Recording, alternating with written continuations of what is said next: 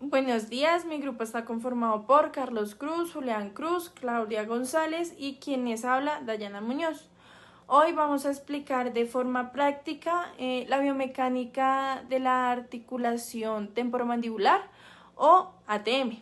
Veremos sus movimientos con sus características artrocinemática, osteocinemática, miocinemática, así como los planos, ejes, topes articulares y ligamentos.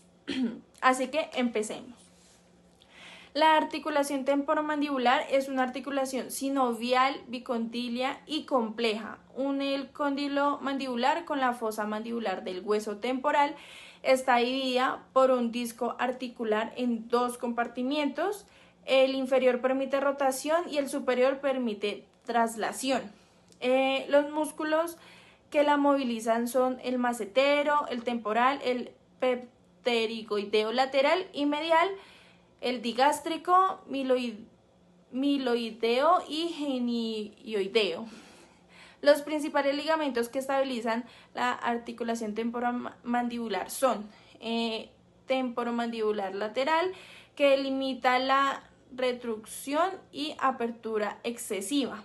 El ligamento esfenomandibular limita la apertura excesiva, conecta esfenoides con la mandíbula. El ligamento estilomandibular limita la protrucción excesiva. La cápsula articular contiene el líquido sinovial que rodea la articulación y estabiliza. La mandíbula se mueve principalmente en el plano sagital alrededor de un eje transversal. Se pasa por ambos cóndilos mandibulares. Este movimiento se realiza en la articulación temporomandibular, una articulación sinovial condilia modificada que permite rotación y deslizamiento. Entre el cóndilo mandibular y la base del cráneo se encuentra el disco articular, también llamado menisco. Este disco es fibrocartilaginoso, bicóncavo y actúa como un amortiguador que mejora la congruencia entre las superficies articulares. Divide la articulación temporomandibular en dos compartimientos, el inferior donde ocurre la rotación del cóndilo y el superior donde se da la traslación. Durante la apertura, el disco se mueve hacia adelante junto al cóndilo, guiado por el músculo pterigoideo lateral superior. En el cierre, ambos vuelven a su posición inicial. Primero se produce una rotación del cóndilo sobre el disco en los primeros 20 a 25 milímetros de apertura. Después ocurre una traslación hacia adelante del complejo cóndilo-disco hasta alcanzar un rango total entre 35 y 50 milímetros según Capanghi. En la apertura mandibular participan músculos como el digástrico anterior, el miloideo, el genioideo, que también ayudan a la gravedad. Para el cierre de la articulación actúan el macetero, el temporal anterior y el pterigoideo medial. El pterigoideo lateral superior también estabiliza el disco articular en ambos movimientos. En la apertura, el cóndilo rota sobre el disco y luego el conjunto se desliza hacia adelante sobre el tubérculo articular. En el cierre ocurre el movimiento inverso. Esta sincronización precisa entre los huesos, disco y músculo es esencial para una función mandibular.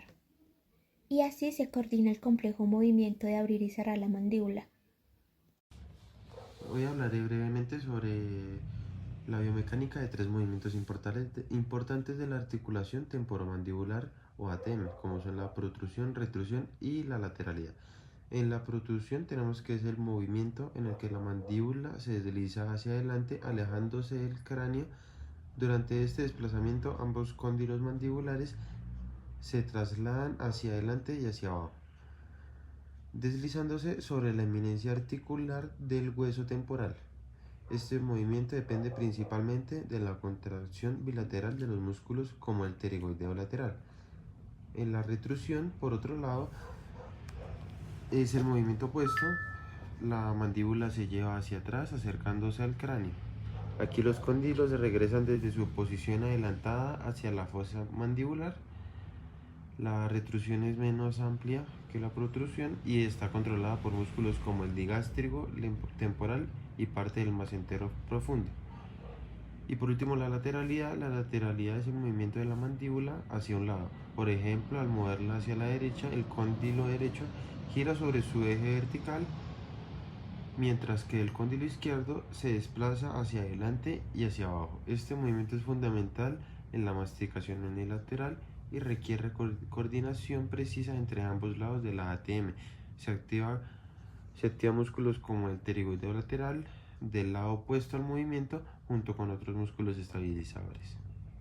Bueno, voy a hablar sobre la importancia clínica de la ATM. La articulación temporomandibular o ATM es una de las más complejas del cuerpo humano, ya que combina movimientos de bisagra, también de deslizamiento, y su correcto funcionamiento es esencial para las actividades básicas como hablar, mascar, bostezar, deglutir o incluso hasta respirar.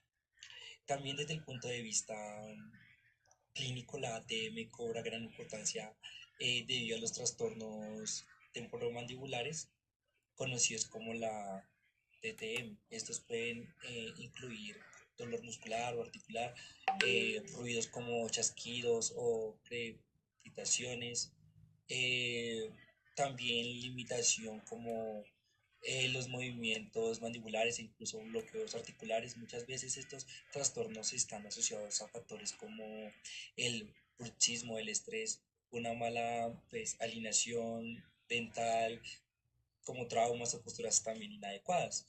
Eh, la parte de la fisioterapia es comprender la biomecánica desde la articulación, es muy fundamental y muy importante para poder evaluar de qué forma más precisa identificar las alteraciones en su artrocinemática, osteocinemática y miocinemática, y así intervenir de manera eh, más eficaz mediante técnicas manuales, ejercicios terapéuticos y educación postural. Y además la ATM se relaciona con otras estructuras del cráneo, el cuello, la columna, por lo que cualquier disfunción puede generar o agravar síntomas en regiones cercanas como cefaleas, o cervicalgias o vértigo.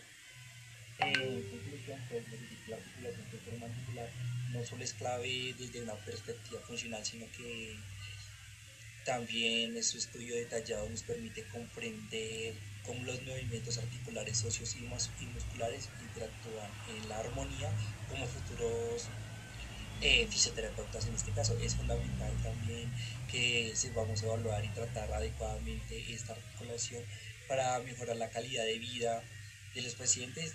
Su alteración puede afectar múltiples sistemas, por lo que es un abordaje integral y biomecánicamente fundamentado y es esencial.